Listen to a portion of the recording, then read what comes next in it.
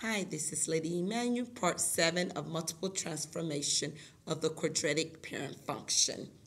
Um, Here is the vertex of a parabola represents the minimum value of the quadratic function when it's open upward. So minimum is open upward. Let me highlight this.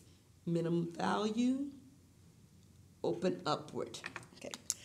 When it's the maximum value, the vertex represent the maximum value when it opens downward. Okay. Now both of it, when it's referring to the minimum and maximum value, both of these, the minimum value, the maximum value, this is referring to the y value of the vertex. Okay. So the minimum and the maximum value is the y value of the vertex. Okay. The x value of the vertex is the axis of symmetry. Okay. Number 14 says, make sense of problems. It said the equation and graph below represent two different quadratic functions. Here, function 1 is x squared minus 3. But look what I noticed. Within that function, I noticed the parent function. So that's your second function. It'll be y equals x squared. Okay. And it wants to know if you have that y, what did I just do? The equation graph below represent two different quadratic functions. My bad. You see I'm jumping ahead? But because I get so happy about the parent function. That's good. This is not the second function, the parent function. Does the parent function have something to do with the second function? Yes. Here is the equation and graph. This equation and graph, they're not the same. They're different. Okay? So we have here, but does this graph have something to do with quadratic? Absolutely. It's a parabola, so I know it's going to include the parent function. Here, this got x squared minus 3. So it would go down, it would be here. The vertex for this is here. Okay? So for function 1, let me write something. Function 1, the vertex will be 0, negative 3. This vertex here, this vertex is 0. This is 0, positive 3. So I was like, oh, that's not the same. So what do I need to do? This is the parent function, but it's been shifted up 3, so I have to put plus 3.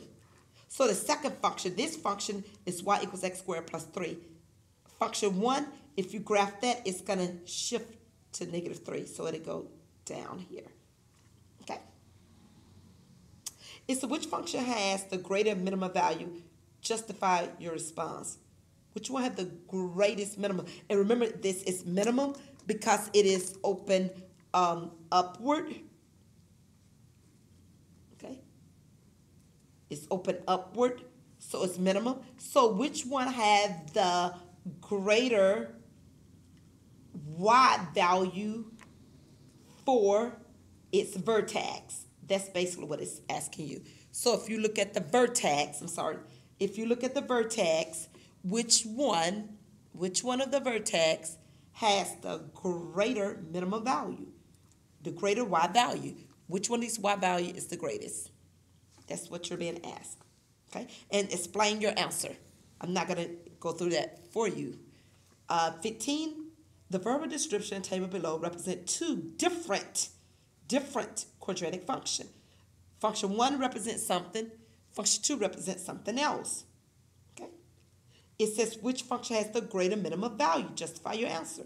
Now keep in mind, when it starts repeating like this, you know that most likely this is the vertex. Okay?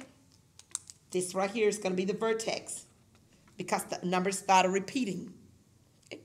So this is your, and let me write here, vertex. Remember, the y value is going to be your minimum value or your maximum value of that vertex. Here, you have to create it. Use the vertex form to create the equation for this so you can identify the vertex so that you can know what your minimum value is. Okay? Because it said minimum. It's letting you know it's open upward because it says which function has the greater minimum value.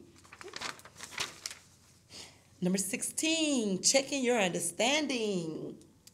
Which of the following represent a quadratic function whose minimum value is less than the minimum value of this equation? Which here the minimum value is going to be 0, 4.